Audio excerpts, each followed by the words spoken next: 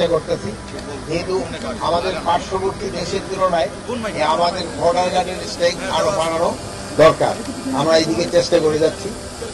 আর আপনারা জানেন এই এলাকাটা একটু এলাকা দিয়ে বেশিরভাগ মাদক চলে আসে এবং আরো তো রোহিঙ্গা সমস্যাটা একটা বড় ধরনের সমস্যা রয়ে গেছে।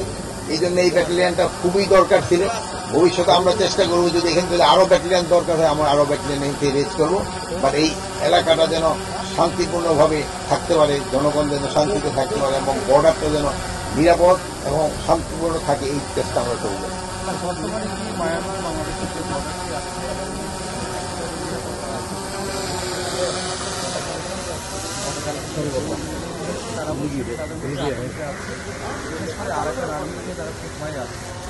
আমাদের সীমান্তটা এখন এখানে সমস্যাটা একটা আছে, যেহেতু দেশটা হলো মিয়ানমার আর বর্ডারটা দখল করে আছে হলো আরাকান আর্মি। এখন হয়তো এক সময় এটা কার হবে, মিয়ানমারের অংশই থাকবে অথবা আরাকান আর্মিরই অংশ থাকবে, এটা কিন্তু আমরা এখনো অফিসিয়ালি কোনোটা কিন্তু ডিক্লেয়ার করা হয়নি।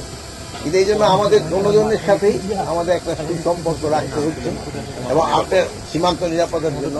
এবং সীমান্ত এখন যে অবস্থায় আছে একেবারে পুরানো নিরাপত্তা, এখানে কোনো সমস্যা নাই। তো আপনি এটা যেটা বললেন যে প্রায় 60,000-এর মতো কিন্তু রোহিঙ্গা আমাদের দেশে প্রবেশ করে গেছে। এটা তো কতগুলি মানবিক কারণে অনেক সময় পারা যায় না, যে বিদেশিদের একটা প্রেশারও থাকে যারা আসছে তাদের আপনি না পাঠানোর জন্য। এই জন্য আমরা তাদের সাহায্য সহযোগিতা এবং তাদের আমরা বাড়াইতে বলছি। আর একটা বলছেন এরাও তো অনেক দিন যাবৎ একটা ইসের ভিতরে আটকা, এই জন্য তারও বের হয়ে আসতে চাচ্ছে।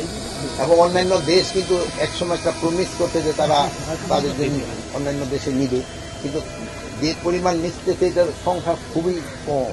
এটা আমরা সবসময় আমাদের ওই সব দেশের অ্যাম্বাসেডার দেখা করলে আমরা তাদের ইনক্রিজ করি। আপনারা প্লাস জানেন যে এই সরকার এটার ব্যাপারে খুবই সজাগ। এই জন্য এখানে কিন্তু একটা হাই রিপ্রেজেন্টেটিভ উপদেষ্টাদের সমমর্যাদা একজন এখানে স্পেশাল এনভয় এখানে আছেন, মিস্টার খলিলুর রহমান। উনিও চেষ্টা করে যাচ্ছেন, নেগোসিয়েশন হচ্ছে, হয়তো সমস্যাটা সমাধান হয়ে যাবে। বাট বর্ডার নিরাপদ, বর্ডারে কোনো এখন আপাতত কোনো সমস্যা নাই। দুই একটা ছোটখাটো সমস্যা তো সব জায়গায় সব সময় থাকে।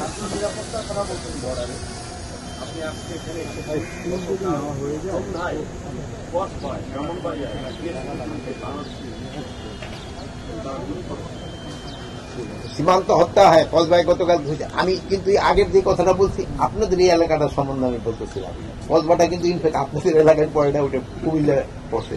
হ্যাঁ, সীমান্ত হত্যাটা কিছুদিন আগেও বিজেপি এবং বিএসএফ এর যে মানে উচ্চ পর্যায়ে মানে ডিজি পর্যায়ে যে সম্মেলন হয়ে গেল, ওখানেও কিন্তু এটার উপরে সবচেয়ে বেশি জোর দেওয়া হয়েছে। তারপরও কিন্তু ঘটনা ঘটে যাচ্ছে। এই ঘটনাটা যেন কমে আনা যায়, এই জন্য আমরা চেষ্টা করে যাচ্ছি। যেহেতু এইটা পুরাটা যে আমাদের হাতে তো নাই, যেহেতু হাতে একটা ওরা ইউজ করে। এখন আপনারা যেটা চাচ্ছেন বা ওইটা তো আমি অফিসিয়ালি কিছু বলতে পারবো না।